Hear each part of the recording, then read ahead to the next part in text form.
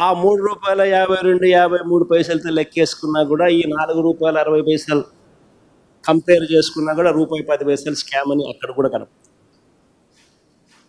So ఆ రకంగా చూసుకున్నా కూడా 11,000 కోట్లు కాకపోయినా కనీసం 6,000 కోట్లు ప్రస్ఫుటంగా స్కామ్ అని అందరికీ అర్థమయ్యే విధంగా ఈ మధ్యలో జరిగిన పరిణామాలు చూస్తే ఎవరికైనా కూడా ఇట్టి అర్థమవుతుంది. సో స్కాముల పరంగా ఈ పెద్ద మనిషి ఏ స్థాయిలోకి పోతా ఉన్నాడు అనేది గమనించినట్టయితే ఇవన్నీ కనిపిస్తాయి. మరోవైపున ఇంకా ఆశ్చర్యకరమైన విషయం తెలుసా, మనం చేసుకున్న ₹2.49 వల్ల రాష్ట్ర ప్రభుత్వానికి ఎంత మేలు జరిగింది అని కూడా ఇప్పుడు చూడాల్సిన అవసరం ఉంది. ₹4.60 ఈయన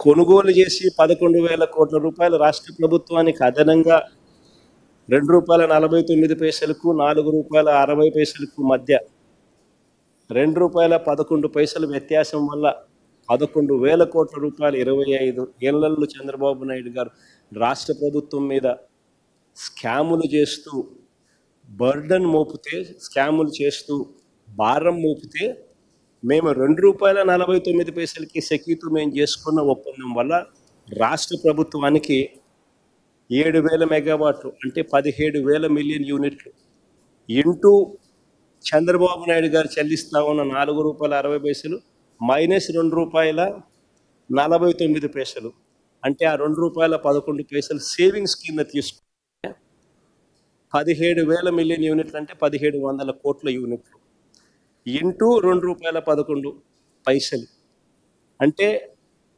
సంవత్సరానికి 3,587 కోట్లు. 25 సంవత్సరాలలో 89,675 కోట్ల రూపాయలు రాష్ట్ర ప్రభుత్వానికి మేము ఆదా చేస్తాం.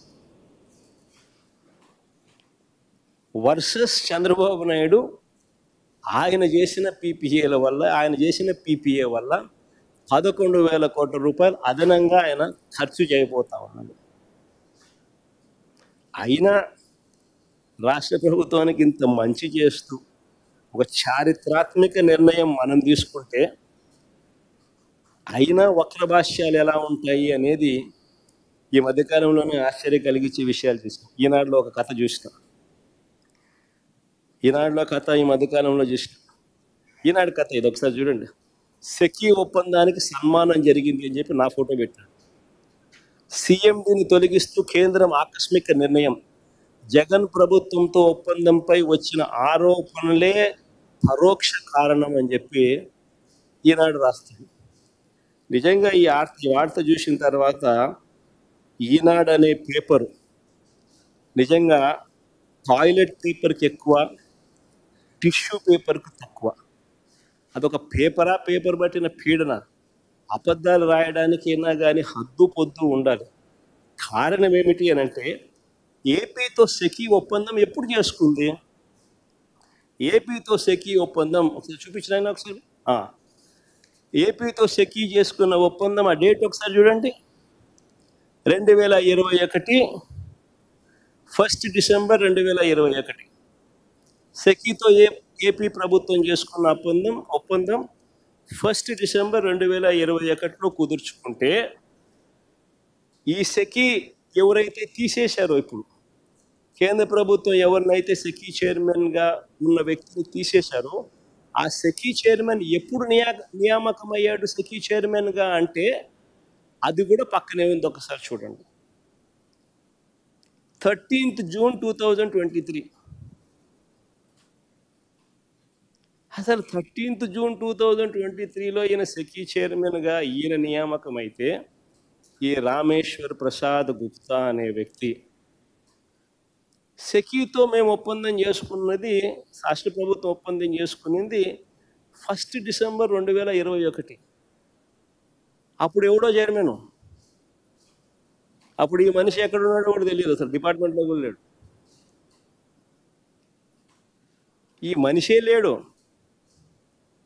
ఈ మనిషి ఎప్పుడో 13 జూన్ 2023లో వచ్చినాడు.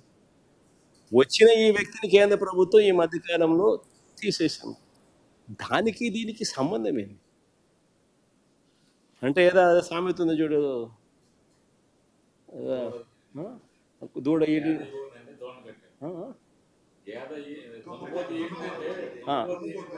దున్నపోతు ఈనింది అని అంటే దూడను కట్టేసేయండి అంట సార్.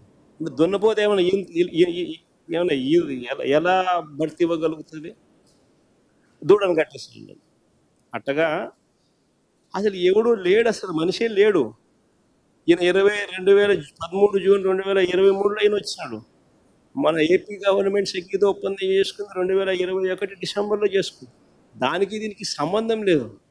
ఈ మనిషిని కేంద్ర ప్రభుత్వం ఇప్పుడు తీసేస్తే ఈ మనిషి ఈనాడు ముందు బొమ్మ సెకీ ఒప్పందానికి సన్మానం జరిగింది.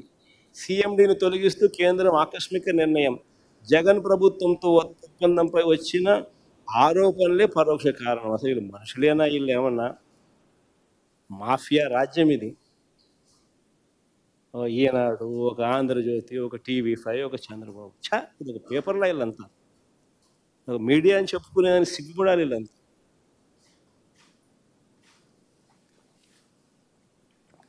సరే, ఇంకో ముందు పోదాం.